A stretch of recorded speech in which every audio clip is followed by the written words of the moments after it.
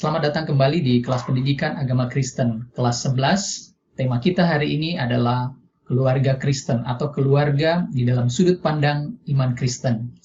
Nah, Hari Keluarga di Indonesia itu diperingati setiap tanggal 29 Juni setiap tahunnya. Nah, dari mana latar belakang ditetapkannya tanggal 29 Juni sebagai Hari Keluarga? Itu bermula dari tahun 1949. Tanggal 22 Juni di tahun itu, 1949, Belanda secara penuh menyerahkan kedaulatan kepada Indonesia. Nah, 1 minggu kemudian, disitulah momen mengharukan itu terjadi, karena para pejuang, para tentara, para prajurit itu mulai kembali ke keluarga mereka masing-masing. Nah, momen mengharukan ini kemudian ditetapkan menjadi Hari Keluarga Nasional. Nah, bagaimana Alkitab sendiri bicara tentang keluarga? Nah, ada beberapa kebenaran yang akan kita lihat. Kebenaran pertama yang kita lihat bahwa Allah yang membentuk keluarga itu. Di dalam Kejadian pasal 1 ayat 27 dan juga 28, di sana dikatakan Tuhan menciptakan laki-laki dan perempuan, kemudian menempatkan mereka bersama-sama dan kemudian memberkati mereka sebagai satu keluarga. Di dalam Kejadian pasal 2 ayat 18, di sana juga dikatakan tidak baik kalau seorang manusia itu sendiri saja. Karena itu Tuhan menciptakan penolong, Tuhan mengirimkan Hawa untuk menjadi penolong bagi Adam pada saat itu. Nah, jadi dari bagian ini kita melihat bahwa Allah membentuk keluarga perdana, keluarga Adam dan Hawa. Dan kemudian dari keluarga mereka inilah seluruh umat manusia yang ada di muka bumi ini berasal. Di dalamnya ada keluarga-keluarga juga. Nah, apa tujuan Tuhan? Mengapa Tuhan membentuk keluarga? Apa tujuan Tuhan? Nah, di dalam bagian firman Tuhan ini juga kita melihat bahwa Tuhan punya tujuan. Tujuan Allah membentuk keluarga itu dinyatakan di dalam ayat yang sama, Kejadian pasal 1 ayat 27 dan 28. Di dalam bagian ini kita melihat bahwa Allah menciptakan keluarga, membentuk keluarga supaya dari keluarga ini mereka beranak cucu dan bertambah banyak. Di dalam bagian ini ada tujuan pemuritan juga, karena yang Allah kehendaki itu adalah yang bertambah banyak, bukan hanya sekedar manusia, tetapi manusia-manusia yang segambar dan serupa dengan Allah. Di ayat 27 Tuhan menciptakan manusia segambar dan serupa dengan Allah. Kemudian di ayat 28 perintah beranak cucu itu dinyatakan. Jadi yang Allah kehendaki sebenarnya adalah yang bertambah banyak adalah manusia-manusia yang segambar dan serupa dengan Allah. Pasca kejatuhan, gambar Allah di dalam diri manusia rusak, dan kemudian pada kisah Nuh kita melihat Allah memutuskan untuk menghukum manusia, memusnahkan manusia yang tidak segambar dengan dan serupa dengan Allah. Di dalam bagian ini kita melihat bahwa sebenarnya yang Allah kehendaki bukan hanya sekedar manusia, tetapi manusia yang segambar dan serupa dengan Allah. Tujuan selanjutnya Allah menciptakan manusia adalah supaya mereka mengelola alam semesta yang Tuhan ciptakan ini. Mengelola di sini dalam arti bukan hanya memanfaatkan, tetapi juga memelihara, melestarikan alam yang Tuhan ciptakan itu. Nah, inilah tujuan Tuhan membentuk keluarga. Dan kalau kita melihat sepanjang sejarah Alkitab, Allah terus memakai keluarga demi keluarga untuk mewujudkan rencananya. Kita lihat keluarga Nuh. Kalau tadi kita lihat keluarga Adam menjadi asal muasal keluarga-keluarga yang ada di dunia ini, kita melihat Allah juga memakai keluarga Nuh. Pasca penghukuman Tuhan di dalam air bah, ya, Tuhan membentuk keluarga baru. Tuhan menganugerahkan keluarga Nuh, jadi keluarga yang Tuhan pakai untuk menjadi berkat. Kemudian kita melihat juga keluarga Abraham, ya, bapa leluhur orang percaya. Tuhan membentuk suatu bangsa dari satu keluarga, yaitu keluarga Abraham, kemudian Ishak dan Yakub. Yakub ini kemudian disebut Israel. Dari sinilah bangsa Israel itu berasal. Kemudian juga kalau kita lihat di dalam Perjanjian Baru, nah ini bagian yang menarik nih, karena gereja atau orang percaya itu disebut sebagai keluarga Allah. Di dalam bagian ini kita melihat bahwa keluarga memegang peranan penting untuk mewujudkan rencana Allah di muka bumi ini. Dan juga kalau kita melihat ya, di dalam keluarga inilah kebenaran demi kebenaran itu diwariskan, diturunkan, diteruskan dari generasi ke generasi. Nah, itu dinyatakan di dalam Ulangan pasal 6 ayat 4 sampai yang ke-9. Nah, meskipun Allah memakai keluarga demi keluarga untuk mewujudkan rencananya, sepanjang sejarah Alkitab juga kita melihat keluarga itu jatuh bangun dalam mewujudkan rencana Allah. Di dalam Alkitab kita melihat ada keluarga-keluarga, misalnya keluarga Adam yang tidak taat karena mereka makan pohon pengetahuan yang dilarang itu. Kemudian anaknya Kain membunuh adiknya Habel. Ya, kemudian kita lihat juga ada keluarga Nuh yang taat membangun bahtera yang Tuhan perintahkan sehingga mereka bisa diselamatkan dari air bah itu. Kemudian juga kita melihat ada keluarga Abraham yang taat ketika Tuhan panggil mereka meninggalkan tanah kelahirannya untuk masuk menuju ke tanah perjanjian. Nah, di sini kita melihat ada keluarga yang taat itu. Kemudian ada juga keluarga di dalam kisah 1 Samuel. Ya, ada keluarga 1 Samuel, 2 Samuel itu menggambarkan juga keluarga. Salah satunya adalah keluarga Eli. Keluarga yang tidak taat karena anak dari Imam Eli, Hofni dan Pinehas itu merampas kurban yang harusnya dipersembahkan untuk Tuhan, dan itu menjadi teladan yang buruk bagi umat Tuhan pada masa itu. Di dalam perjanjian baru kita melihat banyak sekali keluarga. Ada keluarga Sakaria, ya, yang kemudian melahirkan Yohanes Pembaptis. Kemudian ada keluarga Yusuf dan Maria yang dipanggil untuk melahirkan Mesias. Kemudian ada keluarga Lois, Eunike, dan kemudian melahirkan Timotius, gitu ya. Kemudian ada keluarga Aquila dan Priscilla yang Tuhan pakai untuk mengerjakan pelayanan Tuhan pada masa itu. Jadi kalau kita di bagian ini kita melihat keluarga jatuh bangun di dalam ketaatan, dan itu digambarkan dengan jelas di dalam Alkitab. Nah, bagian ini mengajak kita merefleksikan tentang keluarga kita, ya. Keluarga kita dipanggil untuk menggenapi rencana Allah di dalam kehidupan keluarga. Karena itu kita perlu terus berdoa supaya anggota keluarga di mana kita ada sama-sama mengerti, memahami rencana Tuhan, kemudian mewujudkan rencana Allah itu di dalam kesehariannya. Juga kita berjuang untuk mewujudkan rencana Allah. Ketika keluarga kita sadari jauh dari kehidupan yang seturut dengan rencana Allah, maka kita berjuang untuk mewujudkan itu. Kita berjuang mendukung keluarga kita, membawa keluarga kita untuk bisa menghidupi rencana Allah. Meskipun kita menyadari bahwa keluarga bisa saja jatuh bangun dalam upaya mereka mewujudkan rencana Allah bagi keluarga, tetapi yang terpenting adalah setelah kejatuhan itu adalah bangkit kembali. Nah, untuk bisa bangkit kembali sebagai satu keluarga, perlu disadari memang bahwa Allah perlu terus menjadi pusat dari kehidupan keluarga itu. Allah jadi pusat kehidupan keluarga itu bisa bermakna dua hal. Yang pertama, Allah itu adalah sumber dan pemelihara kehidupan keluarga. Nah, ini yang perlu terus disadari. Yang pertama, Allah memberkati secara jasmani dan rohani. Ketika kita sadari bahwa Allah itu pusat kehidupan keluarga, maka kita sadari bahwa Allah yang akan memberkati kita, mencukupkan kebutuhan jasmani maupun rohani kita. Allah juga yang menguduskan keluarga kita. Ketika keluarga kita menyimpang jauh dari Tuhan, Allah akan memanggil kembali, menginsafkan, dan kemudian keluarga masuk dalam pertobatan dan Allah menguduskan kembali keluarga itu. Kemudian juga kita melihat Allah yang membuat usaha keluarga berhasil. Nah, meskipun kita melihat bahwa keberhasilan ini tidak dipandang dari sisi materi, tetapi bagaimana keluarga itu berhasil mewujudkan rencana Allah bagi keluarganya. Nah, kemudian juga kita melihat bahwa keluarga itu ditolong oleh Tuhan melewati kesulitan-kesulitan. Kita mungkin mengalami tantangan, kita mengalami masalah sebagai satu keluarga, tetapi Allah, pusat kehidupan itu yang akan menolong keluarga melewati kesulitan demi kesulitan yang diizinkan ada dalam keluarga kita. Allah pusat kehidupan keluarga juga itu bermakna bahwa Allah melindungi keluarga. Ada tongkat dan gada. Tongkat untuk menolong ketika keluarga mulai menyimpang jauh dari tujuannya, maka Tuhan memperingatkan dengan tongkat. Kemudian ada gada yang bertujuan untuk melindungi dari kuasa jahat. Keluarga dilindungi, ditolong, dijagai oleh perlindungan Tuhan. Yang kedua, Allah pusat kehidupan keluarga itu bermakna bahwa seluruh anggota keluarga perlu berjuang untuk memuliakan, menyenangkan, dan menaati Tuhan di dalam kesehariannya. Lakukan apa yang Allah kehendaki. Ketika jatuh bangkit kembali, ketika gagal mulai lagi kembali. Dan inilah yang perlu terus disadari oleh keluarga. Berjuang terus menyenangkan hati Tuhan. Bukan hanya orang tua, tetapi juga anak-anak. Bukan hanya suami, tetapi juga istri. Seluruh anggota keluarga menjadikan Allah sebagai pusat kehidupannya.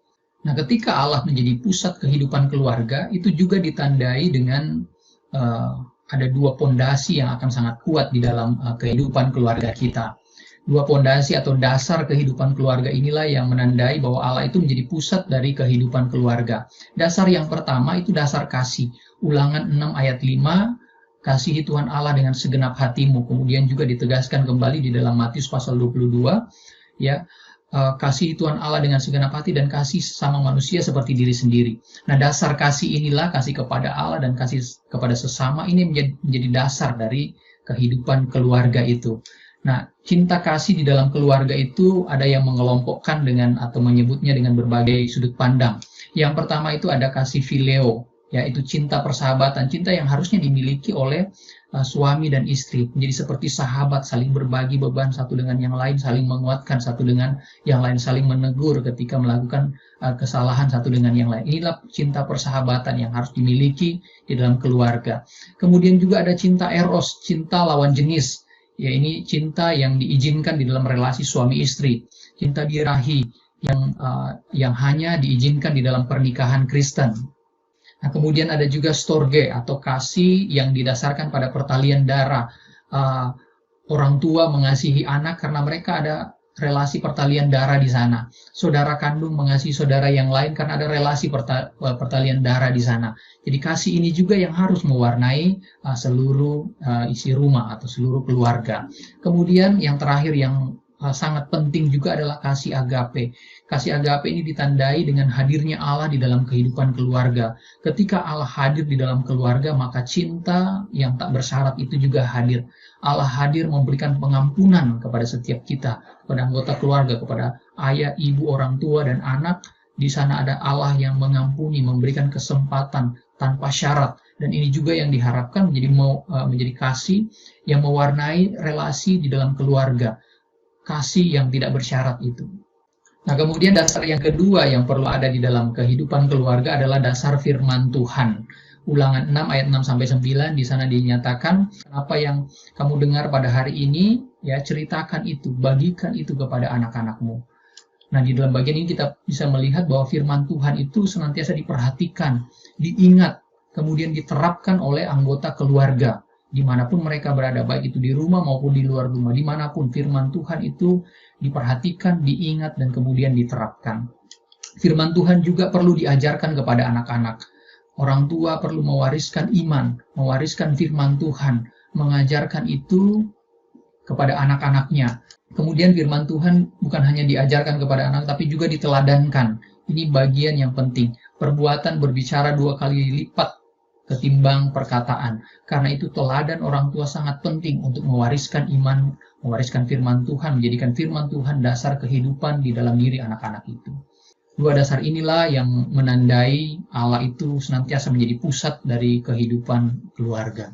Nah, bagaimana dengan keluarga kita? Bagian ini mengingatkan kita, yang mengajak kita merenung, apakah keluarga kita adalah keluarga yang berpusat pada Allah?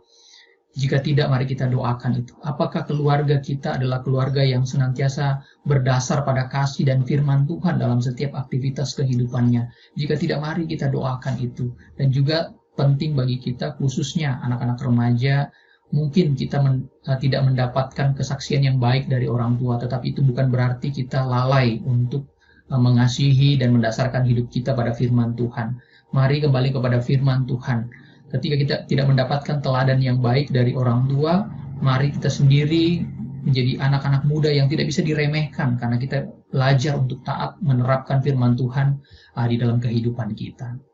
Apa dampak dari kehidupan keluarga yang didasarkan pada kasih dan juga pada firman Tuhan? Di sana kita akan melihat bahwa apapun yang menjadi tugas, tanggung jawab, peran di dalam keluarga, anggota-anggotanya akan bisa melakukan, menghidupi itu dengan baik. Nah, apa saja tugas dan peran anggota keluarga atau tanggung jawab anggota keluarga itu? Yang pertama ada tanggung jawab suami. Berdasarkan Efesus pasal 5 ayat 33 dan juga kitab Kolose pasal 3:19, di sana dinyatakan bahwa suami wajib mengasihi istrinya, memelihara dan melindungi istrinya, seperti merawat tubuh sendiri, mengasihi diri sendiri, tubuh sendiri. Demikian juga seharusnya suami mengasihi, melindungi, dan juga memelihara istrinya. Kemudian juga yang penting adalah di dalam bagian firman Tuhan ini dinyatakan bahwa suami itu perlu meniru Kristus yang rela berkorban untuk jemaat. Karena itu juga suami perlu berkorban untuk istrinya, rela berkorban untuk istrinya, dan juga kemudian tidak kasar kepada istri. Memang ada kasus di mana istri yang kasar terhadap suami, tetapi umumnya atau kebanyakan suami berlaku kasar kepada istrinya. Karena itu di dalam bagian firman Tuhan itu diingatkan secara khusus suami untuk tidak kasar kepada istrinya. Kemudian ada juga tanggung jawab istri. Dalam bagian ini, dalam bagian firman Tuhan Efesus pasal 5 dan Kolose pasal 3, di sana dinyatakan bahwa istri harus tunduk kepada suami. Ketundukan ini merupakan wujud penghargaan dan penghormatan kepada suami sebagai kepala keluarga. Allah menempatkan suami sebagai pemimpin dan istri perlu tunduk kepada kepemimpinan yang Tuhan tetapkan di dalam keluarga. Nah, ketundukan ini bukanlah ketundukan yang buta, tapi ketundukan yang didasarkan pada ketaatan kepada Kristus. Seperti jemaat yang taat kepada Kristus, demikian juga istri tunduk kepada suami. Dan dengan peran ini diharapkan suami dan istri bisa bekerja sama mewujudkan panggilan Allah, tugas Allah bagi keluarga. Bukan hanya relasi suami istri, tetapi juga relasi orang tua anak di dalam keluarga. Orang tua bertanggung jawab ya berdasarkan firman Tuhan di dalam Amsal pasal 22 dan juga Kolose pasal 3 perlu untuk mendidik anak-anak di jalan yang benar, melakukan apa yang benar, melakukan apa yang Allah kehendaki.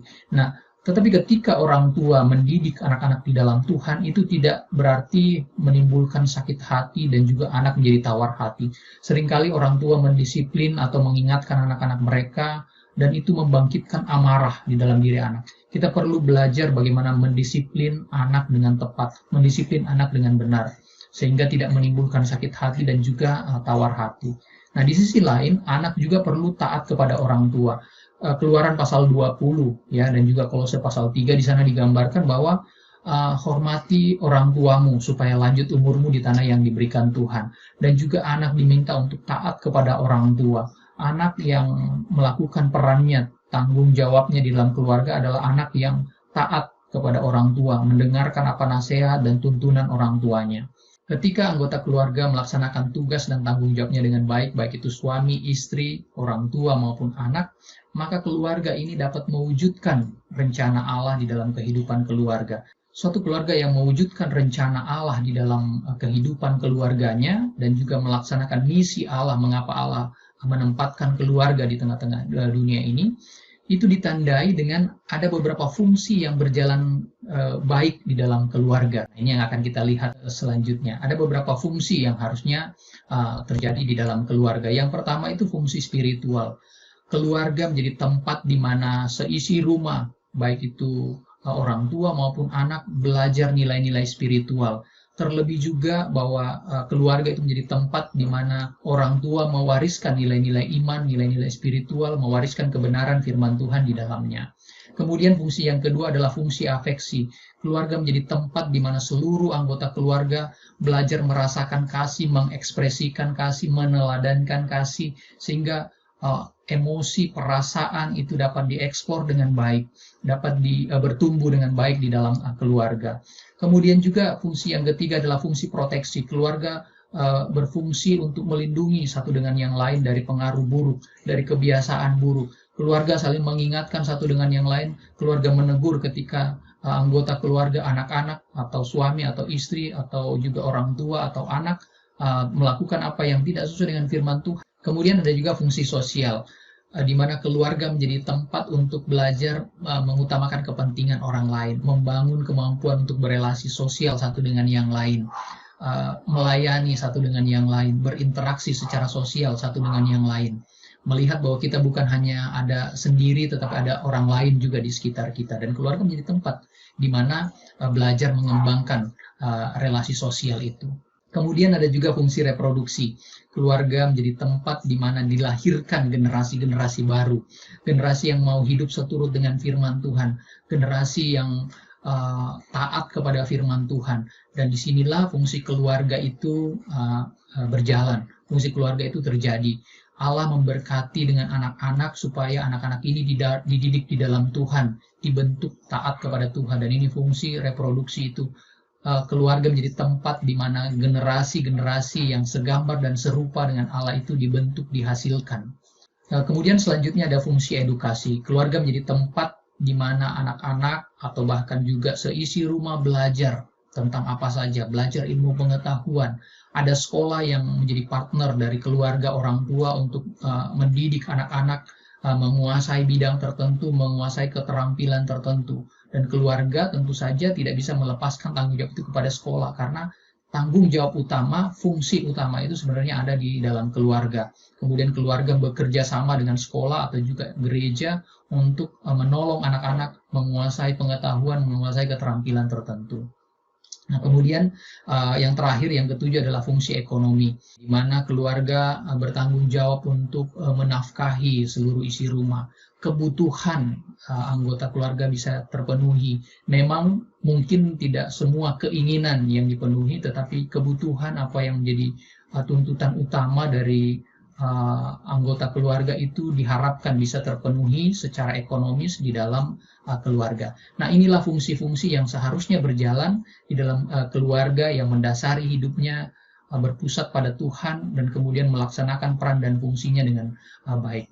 Ketika ini terjadi, maka keluarga bisa menggenapi rencana Allah. Nah, di bagian akhir, sekali lagi mari kita berefleksi melihat keluarga kita. Apakah kita sebagai anggota keluarga, sebagai anak-anak remaja di dalam keluarga, itu menjalankan peran dan tanggung jawab kita. Sebagai anak, kita taat dan hormat kepada orang tua, kita mendukung orang tua, kita mendoakan orang tua. Dan juga apakah keluarga kita sudah menjalani fungsinya dengan baik. Ketika itu belum berjalan dengan baik, maka kita perlu berperan di dalamnya.